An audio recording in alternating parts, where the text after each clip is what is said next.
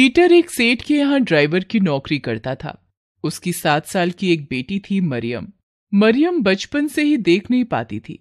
जब मरियम 3 साल की थी तभी पीटर की पत्नी स्टेला की मौत कैंसर से हो गई थी। लोगों ने पीटर को दोबारा शादी करने को कहा, लेकिन उसने किसी की नहीं सुनी, क्योंकि उसे लगता था कि सौतेली माँ मरियम को वो प्यार नहीं दे पाएगी जो उसे उसकी सगी माँ दे सकती थी। पीटर अपनी बेटी मरियम को उसकी माँ और पिता दोनों का प्यार देने की पूरी कोशिश करता था। पता है मरियम, तुम कैसी लग रही हो? परी के जैसी। बिल्कुल, लेकिन तुम्हें कैसे पता? क्योंकि ये तो आप मुझे हर दिन बोलते हैं। पापा, काश मैं भी देख पाती तो मुझे पता होता कि परी कैसी दिखती है। मरियम की बात सुनकर पीटर की आंख में आंसू आ गए। वो उसे गले से लगा लेता है। पीटर हर दिन मरियम का नाश्ता बनाता, उसे तैयार करता, फिर वो ड्यूटी पर जाता। ये सब करने में उसे कभी कभी देर भी हो जाती, लेकिन उसके सेठ बहुत अच्छे थे। वो उसकी परेशानी समझते थे, इसलिए उसे कुछ नहीं बोलते थे। क्रिसमस के कुछ दिनों पहले की बात है।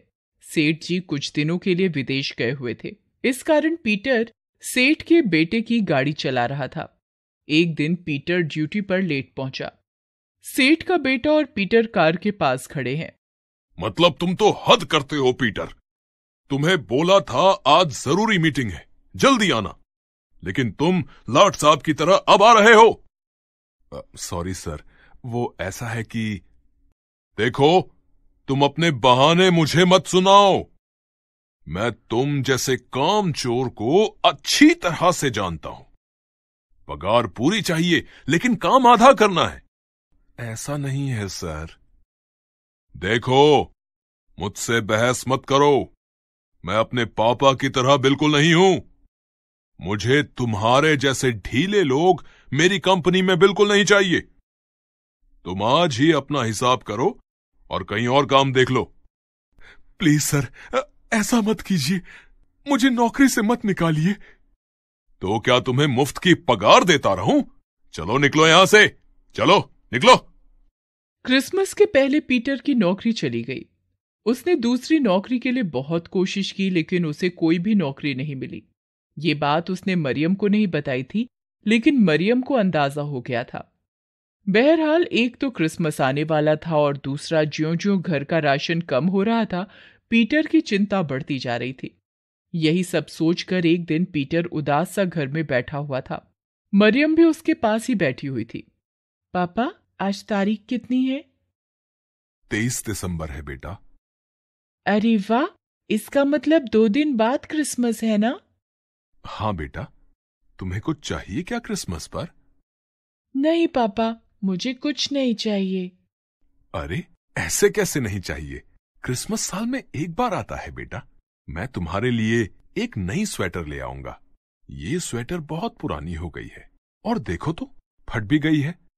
फटी तो है, लेकिन मैं काम चला लूंगी ना। बस आप ड्यूटी से जल्दी आ जाना। पिछले साल भी पीटर ने मरियम के फटे स्वेटर को देखकर उसे नया स्वेटर दिलाने का वादा किया था। उसके लिए पैसे भी जोड़ रखे थे, लेकिन जब वो मार्केट पहुंचा तो वहां बहुत भीड़ थी और उस भीड़ में किसी ने उसकी जेब काट ली। वो बेचारा खाली हाथ घर आया था। इस बार भी क्रिसमस पर वो अपनी प्यारी बेटी को कुछ नहीं दे पाएगा, ये सोचकर उसकी आंखों में आंसू आ जाते हैं। वो चुपके से फूट फूट कर रोने लगता है। तभी उसके पास मरियम आती है। पापा, आप रो रहे हैं ना? नहीं, नहीं तो। आप झूठ बोल रहे हैं पापा। माना कि मुझे दिखता नहीं है, लेकिन आपके आंसू मैं देख सकती हूँ। क्या बात है पापा, आप क्यों रो रहे हैं? मुझे बताइए ना। अरे बेटा, बोला ना, मैं रो नहीं रहा हूं।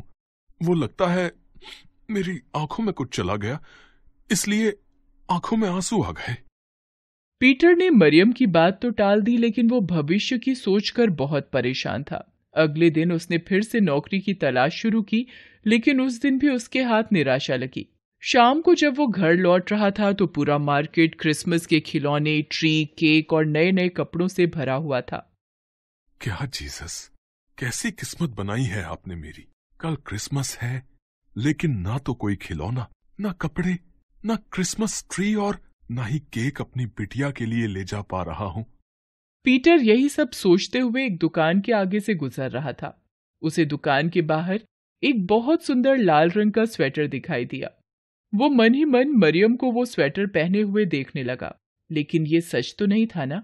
पीटर खाली हाथ घर नहीं जाना चाहता था, लेकिन उसे सूझ नहीं रहा था कि वो क्या करे। वो ये सोच ही रहा था कि उसे चोर चोर की आवाज मार्केट से आई। तभी एक आदमी जिसके हाथ में बड़ा सा बैग था, वो भागता हुआ पीटर के पास आया और उसके पास ही वो बैग छोड़कर भाग गया। पीटर जब तक कुछ समझता, लोगों की भीड़ उसके पास आई और उसे ही चोर समझकर पकड़ लिया। मारो मारो इसे, जल्दी से पुलिस को फोन करो। पीटर ने लोगों को लाख समझाया कि वो चोर नहीं है, लेकिन लोगों ने उसकी एक न सुनी और उसे खूब मारा पीटा। फिर उसे पुलिस के हवाले कर दिया। कब से हो इस धंधे में और कौन कौन है तुम्हारे साथी? किस धंधे में साहब? मैंने कहा ना मैं चोर नहीं हूं, मुझे छोड़ दीजिए। मेरी बेटी घर में अकेली है, वो बेचारी देख भी नहीं सकती। प्लीज मुझे घर जाने दीजिए ना। झूठ बोलना बंद करो। चोरी करने के पहले बेटी का ख्याल नहीं आया तुम्हें? रुपयों से भरा बैग लिए तुम्हें लोगों ने रंगे हाथों पकड़ा और तुम कह रहे हो तुम चोर नहीं हो। साहब, कभी कभी आंख का देखा भी तो सच नहीं होता। तुम मुझे ज्यादा ज्ञान मत दो। तुम जैसे शातिर चोरों का मुंह कैसे खुलवाना है ये मुझे पता है। इंस्पेक्टर साहब ने फिर से उसकी पिटाई शुरू कर दी। दूसरी ओर काफी रात होने पर जब पीटर घर नहीं आया तो मरियम काफी परेशान। आज काफी देर हो गई है, पापा अभी तक घर नहीं आए हैं। पता नहीं क्या बात हो गई। ओ जीसस, सब ठीक रखिएगा, मुझे पापा की चिंता हो रही है। मरियम रात भर आंखें बंद कर जीसस से प्रेयर करती रही, लेकिन रात से सुबह हो गई, पीटर घर नहीं लौटा। अब तो मरियम का रोते रोते बुरा हाल हो गया। उसे कुछ समझ नहीं आ रहा था कि वो क्या करे। जीसस, आप भी गरीबों की नहीं सुनते? चर्च के फादर कहते हैं कि सच्चे मन से की गई प्रार्थना का उत्तर आप देते हैं। मैंने तो पूरे मन से आपसे प्रेयर किया, लेकिन आपने कोई जवाब नहीं दिया। अगर आपको लगता है कि आपके बिना मैं अपने पापा को नहीं ढूंढ सकती, तो ये आप गलत सोचते हैं। आखिरकार मरियम ने खुद ही अपने पापा को ढूंढने का फैसला किया और घर से निकल गई।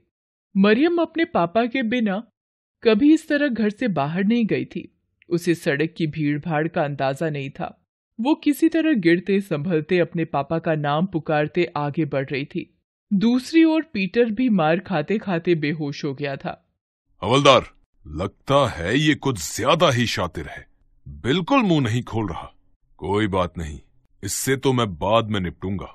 इंस्पेक्टर साहब ने उस समय तो उसे छोड़ दिया, लेकिन शाम को फिर से पूछताछ करने की बात कहकर वो थाने से अपने घर जाने के लिए बाइक पर निकल गए।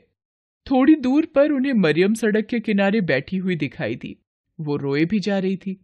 इंस्पेक्टर की बेटी भी मरियम की उम्र की ही थी, इसलिए उसे देखकर उन्हें दया आ गई और वो अपनी बाइक रोककर उसके पास गए। तुम कौन हो बेटी? इस तरह रो क्यों रही हो? तुम मुझे बताओ, मैं तुम्हारी मदद करूंगा। आपको जीसस ने भेजा है क्या अंकल? जीसस? हाँ, उन्होंने ही भेजा है।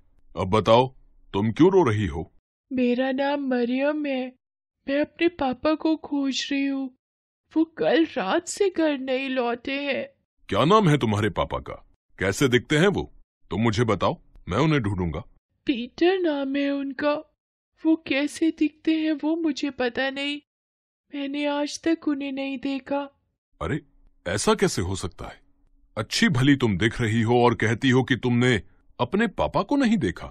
कभी कभी आंख का देखा भी सच नहीं होता है अंकल। मैं जन्म से ही नहीं देख सकती। इंस्पेक्टर ने जैसे ही मरियम की ये बात सुनी कि कभी कभी आंख का देखा भी सच नहीं होता है, उसे थाने में बंद चोर की याद आई। उसने भी बिल्कुल यही बात कही थी। उसे ये भी याद आया कि उसने कहा था कि उसकी बेटी जो देख नहीं सकती वो उसका इंतजार कर रही होगी। ये सब सोचकर इंस्पेक्टर को बहुत ग्लानि महसूस होने लगी। वो मरियम को अपनी बाइक पर बिठाकर थाने ले आया। इंस्पेक्टर पीटर को हवालात से बाहर निकालता है। साहब, आप फिर से मुझे मारेंगे? मुझे मत मारिए ना, मैंने सच में चोरी नहीं की है। प्लीज मुझे घर जाने दीजिए। अरे, मैं तुम्हें नहीं मारूंगा। मैं तो तुम्हारे लिए क्रिसमस गिफ्ट लेकर आया हूँ। Christmas gift? इसके बाद इंस्पेक्टर ने मरियम को आवाज लगाई। पुलिस थाने में मरियम को देखकर पीटर को अपनी आंखों पर भरोसा नहीं हुआ। उसने दौड़कर उसे गले लगा लिया। अरे, मेरी परी यहाँ कैसे आ गई? मुझे ये अंकल लेकर आए हैं पापा। हम तुम्हारे पापा को यहाँ गलती से ले आए थे बेटा, इसके लिए मुझे माफ कर देना। अगर किसी निर्दोष को सजा मिल जाए तो ये कानून की कमी है, लेकिन शायद जीसस को ये मंजूर नहीं था। तभी तो मरियम तुम्हें खोजने निकली और इसकी बातों से मुझे पता लगा कि तुम झूठ नहीं बोल रहे थे। I am sorry. शाम को पीटर मरियम के साथ चर्च गया और दिल से प्रार्थना की। आखिर जीसस ने उन्हें बड़ी मुसीबत से बचाया था। शाम को इंस्पेक्टर साहब भी चर्च आए थे। उन्होंने उन दोनों को मैरी क्रिसमस तो कहा ही, साथ ही एक बड़ी खुशखबरी भी उन्हें दी।